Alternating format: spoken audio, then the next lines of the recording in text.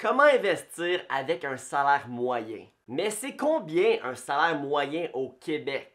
En 2023, on parle d'environ 50 000 bruts, soit-disant un gros 26 de l'heure. Mais qu'est-ce qu'on peut faire avec cet argent-là pour s'assurer de ne pas avoir besoin de travailler jusqu'à l'âge de 65 ans? Parce que si t'es comme moi, tu veux être efficace avec chaque dollar. Et être efficace, ça veut dire faire travailler son argent pour qu'elle te rapporte davantage d'argent. Chaque dollar investi est en soi un esclave qui t'aide à récolter du cash pour t'aider à créer ta vie de rêve. En passant, moi c'est Michael Wolf, bienvenue sur ma chaîne qui parle d'indépendance financière. Abonne-toi si ce n'est pas déjà fait et surtout partage la vidéo. Bon, on fait 50 000 par année, on fait quoi avec ça? 50 000 si on ne fait rien du tout avec. On atteint un taux marginal d'imposition de 43,8 % et il nous reste 35 000 après l'impôt. On paye donc pratiquement 15 000 en impôts. Non, merci là. La première étape, ça va être de réduire le montant qu'on paye en impôts, là. Donc, il faut réduire le 50 000 brut. Comment on fait ça? Ben oui, avec le compte REER. Le régime enregistré d'épargne retraite. Je ne vais pas y aller en détail avec ce compte, j'ai déjà fait des vidéos qui le décrit de long en large. Mais en gros, chaque dollar que tu investis dans ton compte REER, c'est un dollar qui ne sera pas imposé lors de cette année-là. Et avec certaines stratégies, il y a moyen pour que dans le futur, tu payes pratiquement aucun impôt sur ce dollar-là. Mais il y a un maximum de ton salaire que tu peux mettre dans ton REER à chaque année. C'est combien? Un gros 18 % de ce que tu gagnes. Donc 18 % de 50 000, on a donc 9 000 $ qu'on peut mettre dans notre compte REER pour cette année. Donc, on enlève 9 000 de notre salaire brut et on l'investit dans le REER.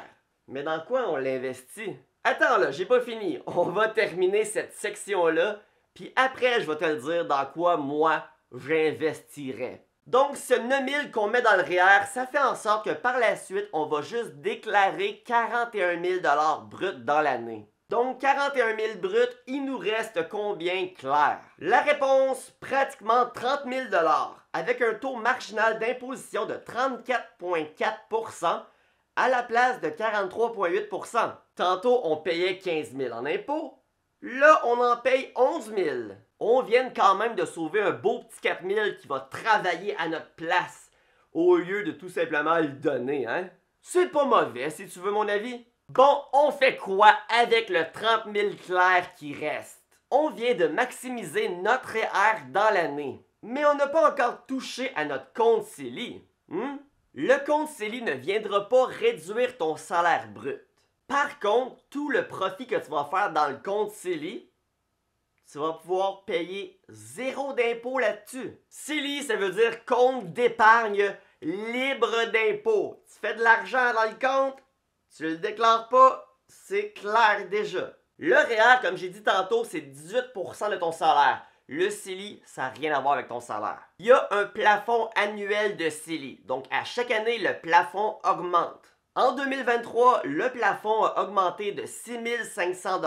Et comme on peut le voir ici, en moyenne, le CELI augmente environ de 6 000 par année. Donc, avec le 30 000 qui reste, je pense qu'on peut maximiser le plafond annuel du CELI, là. Soi-disant, en moyenne, 6 000 ou cette année, 6 500. On va pas se battre pour 500 $, là.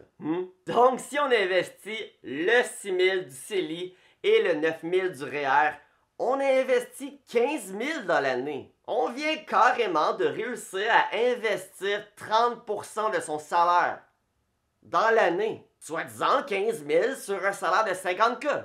Et au final, il nous reste combien pour vivre? 24 000! Certains vont dire que c'est pas assez 24 000 pour vivre. Là. Voyons donc! 24 000 pour vivre! C'est 2 000 $ par mois. Quelqu'un sur l'aide sociale est capable de vivre avec 800 $ par mois.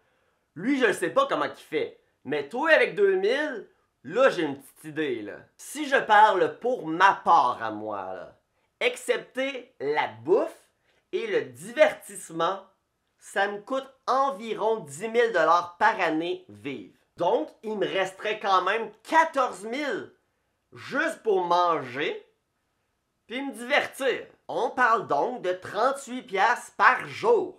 Évidemment, si tu habites à Montréal et que tu as un appartement à 1500 piastres par mois, c'est pas la même affaire, là. Mais tout a un coût dans la vie, là. Vivre à Montréal, ça coûte cher. Ton salaire de 50 000 à Montréal est loin d'être le même que le salaire de 50 000 à Trois-Rivières. Mais bon, poursuivons. Qu'est-ce qu'on fait vraiment avec le 15 000?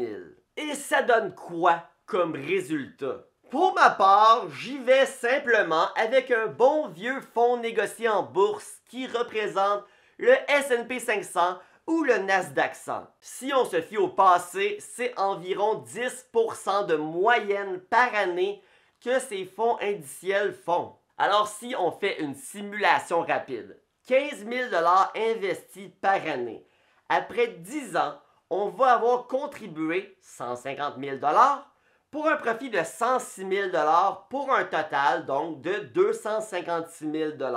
Après 15 ans, on va avoir contribué 225 000 $ pour un profit de 293 000 $. Donc, on peut voir que le profit dépasse la somme mise pour un total de 518 000 $. Après 20 ans, on va avoir contribué 300 000 $ pour un profit de 650 000 et on va presque être rendu à 1 million. Et finalement, si on continue un autre 5 ans, on va avoir contribué 375 000 pour un profit de 1,3 million pour un total de presque 1,7 million de dollars.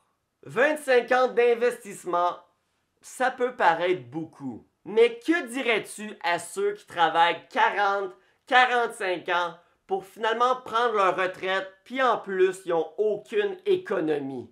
Et dis-toi aussi que ton salaire de 50 000 $ avec les années, j'ose espérer qu'il va augmenter. Donc, tu vas soit avoir le choix d'augmenter ton train de vie ou d'investir encore plus. Mais l'essentiel dans la vie, c'est pas nécessairement le salaire que tu fais. C'est est-ce que tu aimes ce que tu fais.